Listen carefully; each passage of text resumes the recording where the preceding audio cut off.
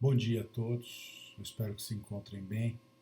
É muito bom estar com vocês nesse sábado de manhã, estar aí visitando a casa de vocês. Eu agradeço por me receberem aí e convido vocês a me visitarem aqui, neste momento em que estamos juntos. Eu recebi como tema para falarmos hoje um- uma pilastra do cristianismo. Um tema que eu diria que ele sobrepõe muitos outros em importância. E a gente tem, dentro desse tema, uma riqueza muito grande de informações a respeito de como a gente deve se portar para poder encontrar o caminho que leva a Deus. Então, eu vou falar hoje um pouquinho, despretensiosamente, sobre fora da caridade não há salvação. E a gente tem aqui nesta página alguns exemplos de caridade, né? Você vê essa mão de um adulto pegando a mão da criança, ajudando ela. Você vê a Madre Teresa ali dando de comer para um necessitado. Você vê o Cristo, né? Que a caridade é cristã por excelência. E você vê aqui o apóstolo Paulo, que falou da caridade. O apóstolo Paulo que nos traz a mensagem de caridade e nos enriquece com as suas ideias. Então, hoje nós vamos falar um pouquinho sobre os seguintes tópicos: caridade ou amor? Né? A gente fala de caridade, mas será que o amor é também um equivalente? Como é que fica isso e por que é que isto existe desta forma? Nós vamos falar um pouquinho do fora do amor não há salvação e fazer alguns comentários a respeito de algumas frases ditas constantemente dentro de igrejas e religiões, para poder entender por que elas não são as adequadas. A gente vai falar um pouquinho do que é a salvação.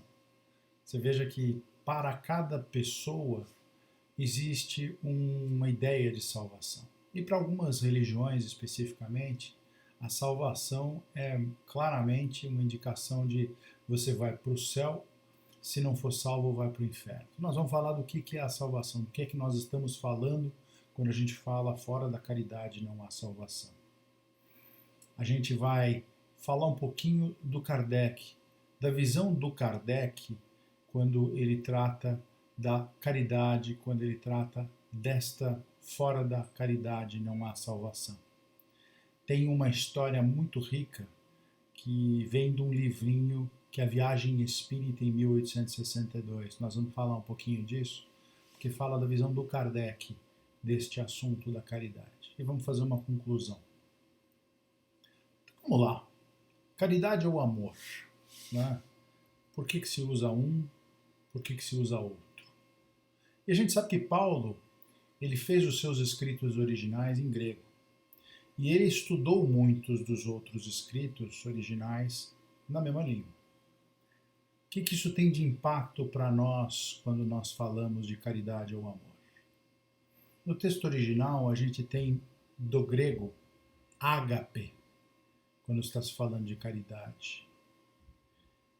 Ou este trecho aqui, né, do fora da caridade não há salvação. E no grego a gente pode buscar este significado de ágape como sendo amor. O amor que foi reduzido ao longo dos tempos para algo menor, algo físico, muitas vezes egoísta. Né? A gente fala que uma pessoa, um homem ou uma mulher, às vezes é no sentido mais limitado, é um amor possessivo, então ele foi reduzido. Mas o ágape é um amor com um A maiúsculo, é um amor puro, é um amor divino. Tá? Aí a gente vai para o latim. Muitas das escrituras foram traduzidas ou partiram do latim. Então, o que significa no latim esta mesma expressão? Que em vez de ágape, é utilizada como caritas. Caritas é o significado daquele que nos é muito querido, né? Alguém que a gente tem como caro para nós e para quem a gente faz esforços excepcionais na tentativa de ajudar. Então a gente pode traduzir como caridade, mas na verdade é um amor que a gente tem por alguém. É um amor também divino, um amor amplo, um amor puro. Tá? E tem uma longa história de deuses que eram tratados por Caritas. Caritas que foi tratado, então, foi traduzido como graças. Então, alguns deuses tradicionais na história da humanidade eram os deuses que emprestavam graça às pessoas. Então, quem é gracioso, quem tem a graça, tem caracteres desses deuses. Mas aqui a gente está falando de caritas no sentido de querer alguém bem e fazer algo por alguém para que este alguém fique bem ou seja feliz. A gente, com o tempo, também teve uma redução no significado de caritas, né, de caridade. A caridade tomou uma proporção menor, que é aquela caridade financeira, né, o dinheiro que você dá para alguém, é uma coisa muito limitada. A caridade é algo muito mais amplo, muito maior, também divino. E a verdade é que a gente pode substituir caridade por amor neste sentido que nós estamos falando hoje. Então, fora da caridade não há salvação equivale a fora do amor não há salvação. A gente pode, então, também interpretar o amor como sendo a diretiva divina. Amor é o valor e a caridade é o amor em ação. É quando você usa este amor para fazer para o outro coisas boas. Tá? Então, amor e caridade estão intensamente relacionados e podem ser usados como sinônimos neste contexto aqui que a gente está usando. Mas se a gente fala de fora do amor não há salvação, então vamos analisar um pouquinho este fora do amor não há salvação. A gente tem aí outras versões desta frase que são utilizadas em religiões e igrejas. E por que isso não está bom? Né? Quando a gente fala fora da igreja não há salvação, ou fora da verdade não há salvação. O que a gente quer dizer? O Cristo, a gente sabe, ele foi inclusivo por excelência. Ele não fazia distinção entre pessoas ricas, pobres, prostitutas, entre samaritanos, cobradores de impostos, saduceus ou fariseus. Ele tratava todos como filhos de Deus. E tratando como filhos de Deus, ele podia tratar de valores que eram absolutamente universais com essas pessoas, sem se atrelar a uma religião, porque ele estava falando de valores que vinham de Deus. Então, para todos filhos de Deus, esta era uma discussão que não segmentava, era uma discussão uniforme, que ele podia ter com todos. Ele sempre foi muito inclusivo nesse sentido. Quando a gente fala do fora da igreja, nós estamos falando de uma expressão que é exclusivista. Por quê? Né? Nós temos várias igrejas, e cada igreja tem a sua versão dos fatos. Cada igreja quer aproximar aqueles que estão dentro dela das suas verdades. Então, quando a gente fala fora da igreja, a gente está dizendo que quem estiver fora daquilo que é o comum aqui não será salvo. E aí você acaba tendo a situação onde você tem igrejas que têm dogmas criados por razões muitas vezes pouco importantes do ponto de vista do Cristo, mas que afetariam a capacidade de muitas pessoas se salvarem, porque elas não comungam desses dogmas, elas não acreditam nesses dogmas. Não me parece cristão acreditar que alguém, porque não segue uma igreja específica, deixará de ser salvo. Então, fora da igreja é exclusivista, não é inclusivo. Fora da verdade, aí também da mesma forma. Nós estamos dizendo que cada um de nós pode ter uma verdade. Né? O pessoal hoje em dia costuma dizer a minha verdade. Porque você acredita, você tem uma forma de ver. E isto não quer dizer de forma alguma que quem não comungar da sua verdade não será salvo. Então, quando alguma religião propõe fora da verdade, ela diz o seguinte: eu vou te dar a verdade, essa aqui é a verdade, e fora dela você não será salvo. Não me parece também que seja muito cristão isso. Me parece que seja altamente exclusivista. É reservado a um pequeno grupo que se submeteu àquelas questões.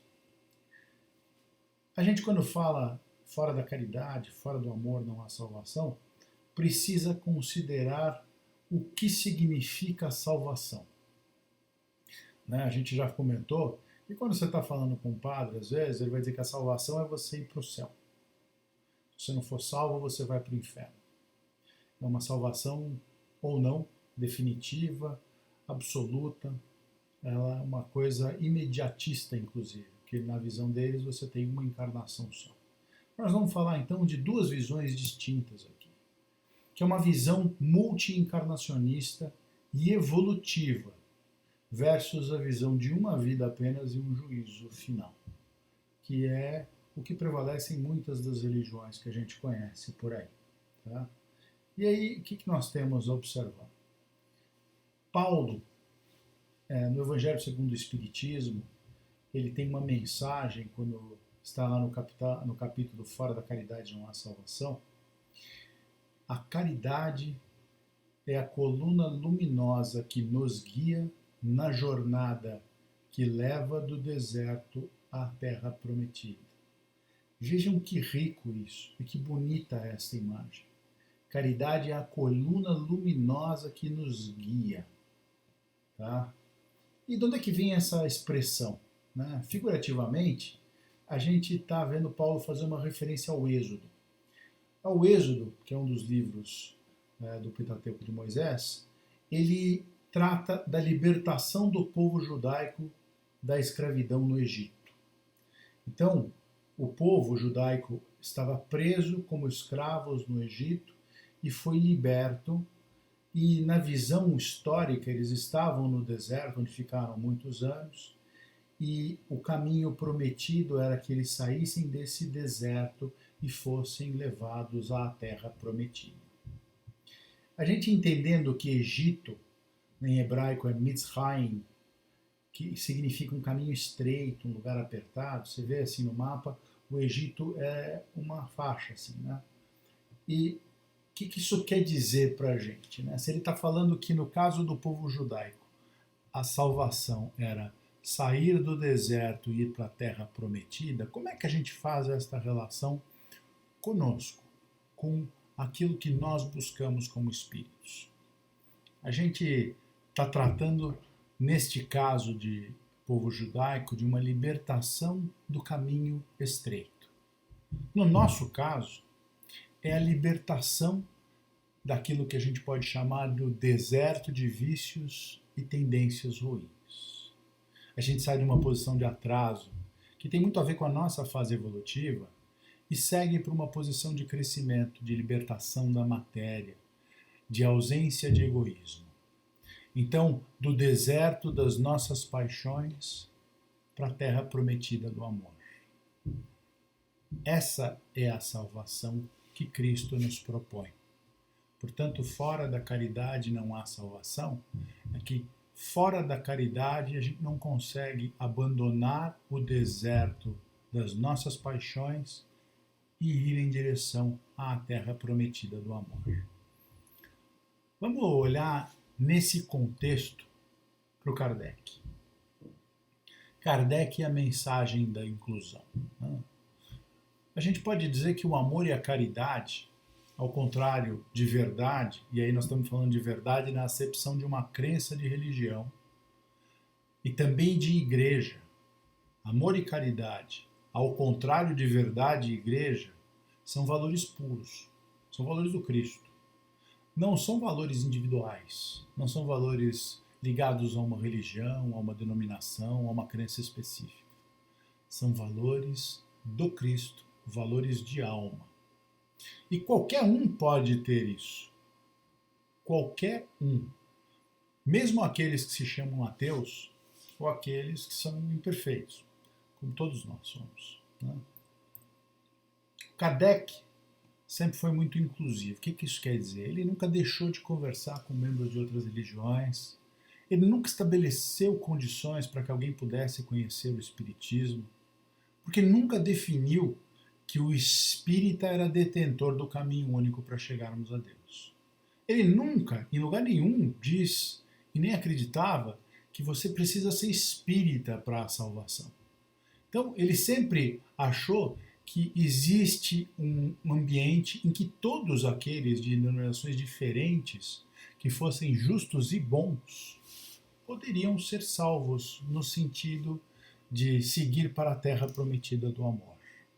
E por isso ele sempre convidou, na Sociedade de Estudos Espíritas de Paris, a várias outras religiões para que fossem visitá-lo, sem impor nada e sem se sentir imposto nada, trocando informações, para que se pudesse dividir conhecimento, para que o Espiritismo pudesse ser olhado também como uma ferramenta de fenômenos inteligentes que explicariam a existência da alma após a morte e muitas outras questões que podem ser vistas e aceitas, mesmo que a pessoa não mude de religião.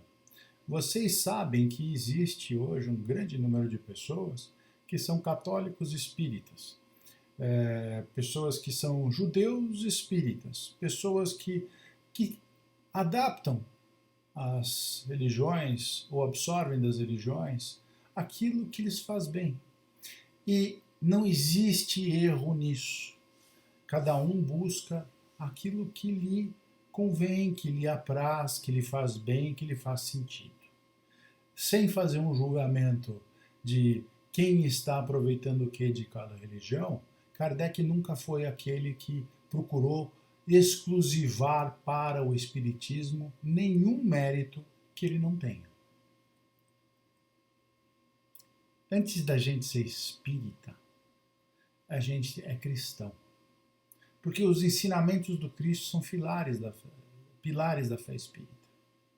E ela elabora e ela esclarece a partir desses pilares. Mas ela nunca nega esses pilares ou pretende substituí-los. É importante que a gente entenda que Kardec veio com a terceira revelação trazer uma quantidade enorme de conhecimentos e uma moral que cresce em cima da moral do Cristo e, portanto, não se sobrepõe a ela. E esta moral do Cristo, que se aplica inclusive para não cristãos, ela é uma moral que vem de Deus. E todos aqueles que abraçarem esta moral terão um caminho para a salvação, para a terra prometida do amor, independente de denominação. Um bom espírita é um bom cristão, que ele respeita todos os outros seres humanos, respeita os espíritos, respeita as outras religiões. O espiritismo é muito inclusivo. Nós aprendemos no espiritismo que não existe religião melhor ou religião pior. Existe aquela que prega o amor ao próximo. E este sendo um valor superior, pode ser de todas elas. O espírito também precisa ser inclusivo. Essa é uma obrigação do espírita verdadeiro, do bom espírita, do homem de bem acima de tudo. E o Kardec foi muito inclusivo quando ele escolheu tratar como mensagem central do espiritismo, em vez de fora da verdade, ou fora da igreja, ou fora do espiritismo, fora da caridade não há salvação. Queria contar para vocês uma história que eu acho muito rica, muito interessante. Tem um livro, pequenininho, 80 e poucas páginas, que Kardec escreveu, reportando viagens que ele fez pela França, visitando grupos espíritas, no início da década de 1860. Acho que foram 4 viagens no total, se eu não me engano, de 1860, 1861, 1862, que é a principal, que ocupa grande parte do livro, e uma posterior. Ele fez inúmeras paradas, né? Tem um mapa lá que ele fez, saiu de Paris, deu a volta inteira na França e voltou para Paris. Foram 7 semanas de viagem nessa de 1862 especificamente. E ele, então, pôde participar de inúmeras reuniões espíritas, conviver um pouco com todos aqueles que estavam praticando espiritismo, tendo reuniões, estudando, discutindo espiritismo ao redor da França. E dizia ele que era para aprender junto com aqueles colegas, para levar informação e para observar como o espiritismo estava sendo praticado nesses locais. Como é que estava a evolução da doutrina por aí. Ele fez em vários lugares discursos, né? Ele falava muito a respeito da experiência dele. E a gente tem uma imagem de Kardec, que Kardec era a pura razão, ele só era racional, 100% racional. Imagina, Kardec era o cara racional por excelência. Mas tem aí uma pegadinha da gente, e esse livro é até interessante por isso, que quem quer conhecer um pouco mais o Kardec vai ver a experiência pessoal dele nessas viagens e consegue aprender uma série de outros aspectos do espírito de Kardec. Né? Kardec era um espírito que tinha dúvidas, ele tinha as suas convicções, mas ele era respeitoso, ele respeitava o método, ele abraçava uma causa e ia atrás de informações e, sendo convencido dela, estruturava a ideia e a defendia. Aí, num desses discursos que ele fez, se não me engano foi em Lyon, ele disse o seguinte, né? Veja bem, se tiverem dois grupos espíritas em disputa, por razões filosóficas, por razões religiosas, qualquer que seja, qual eu devo escolher? Como é que eu escolho um dos grupos? E aí ele diz uma coisa que surpreende a muitos. Diz assim, independente das razões, sem pensar muito e mesmo desconhecendo essas razões, eu escolho o que tiver mais caridade entre os dois, sempre. Porque quem tem caridade tem mais humildade e aprende com mais facilidade. Portanto, mesmo que esteja errado, a rota de correção é mais fácil. Aqueles que não têm caridade, eles têm mais orgulho.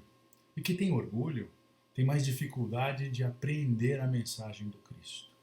Então veja que interessante, né? Sem conhecer as razões, sem pensar, eu quero saber quem é que tem mais caridade entre os dois grupos. Quem tem mais amor entre os dois grupos. E é este que eu vou escolher. Interessante isso, né? A gente imagina que Kardec vai fazer uma volta enorme para poder debater com dois grupos. Não, ele simplifica a questão ao redor da caridade. E tem aí, nesse caso do orgulho, um exemplo interessante que é ligado ao apóstolo Paulo. Paulo tinha um sonho, que era pregar em Atenas. Porque Atenas era o centro universal do conhecimento, da filosofia, era muito rico, né? A casa de vários grandes filósofos. E ele então conseguiu fazer isso. E ele foi lá falar para os grandes filósofos da época, em Atenas. E falando, ele começou a contar a respeito das questões morais associadas ao cristianismo. E quando ele começou a falar das questões morais, ele percebeu que aqueles intelectuais todos começaram a se fechar e passaram a ignorá-lo. Esse cara não está bem da cabeça, ele é meio louco, ele está falando, olha, escuta o que ele está falando. Começaram a basicamente se fechar para ele. E ele ficou muito frustrado, é claro, porque o grande sonho dele, ele achava que ali o Cristo ia imperar rapidamente. E a conclusão dele foi que os espíritos que ali estavam não tinham espaço em seus corações para o Cristo, porque já estavam cheios de si mesmo. A gente tem que tomar cuidado com isso. Às vezes a gente escuta coisas e a gente se fecha para elas, porque nós estamos tão em si mesmados, tão certos daquilo que somos, que a gente deixa passar coisas importantes, pérolas do conhecimento. Eu queria ler para vocês, eu peço desculpas que ler normalmente não é uma coisa muito popular, mas eu queria ler para vocês este trecho do discurso de Kardec em Lyon. Ele diz assim, né? Enquanto ainda é tempo, revesti-vos, pois, da túnica branca. Sufocai todas as discórdias, pois que as discórdias pertencem ao reino do mal, que vai ter fim. Que vos possais confundir todos numa mesma família, e vos dar do fundo do coração, e sem pensamento premeditado, o nome de irmãos. Se entre vós houver dissidências, causas de antagonismo, e se os grupos, que devem todos marchar para um objetivo comum, estiverem divididos, eu o lamento, sem me preocupar com as causas, sem examinar quem cometeu os primeiros erros, e me coloco, sem vacilar, do lado daquele que tiver mais caridade, isto é, mais abnegação e verdadeira humildade, pois aquele a quem falta a caridade está sempre em erro, e ainda que coberto de algum tipo de razão, porquanto Deus maldiz a quem diz a seu irmão, raca.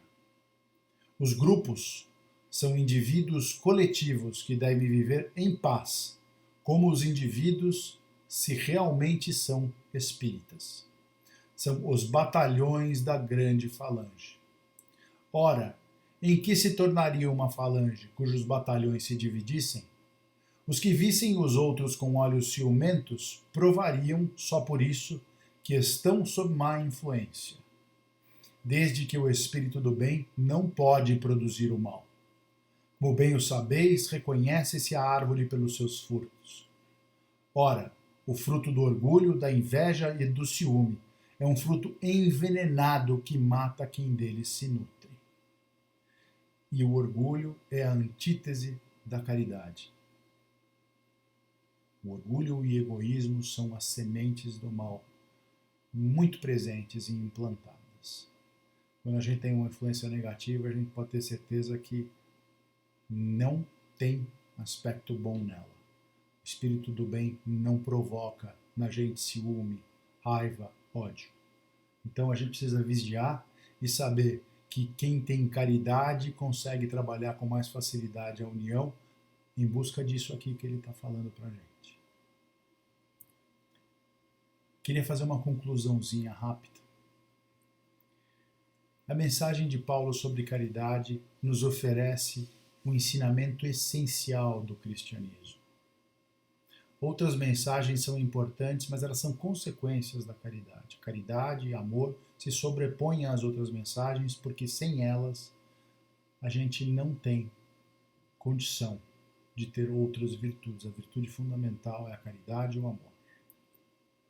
Somente com caridade a construção do espírito se dá em bases sólidas. Por isso que não adianta a gente se preocupar com todas as outras mensagens se a gente não começar olhando de frente para a caridade e para o amor. E quem ama verdadeiramente é caridoso. Sempre. Queria agradecer a vocês pela atenção, pela paciência. Eu espero que possa ter trazido para vocês alguma informação. E eu desejo que tenham um ótimo sábado e um ótimo fim de semana, com muita paz, neste período turbulento que vivemos. Obrigado.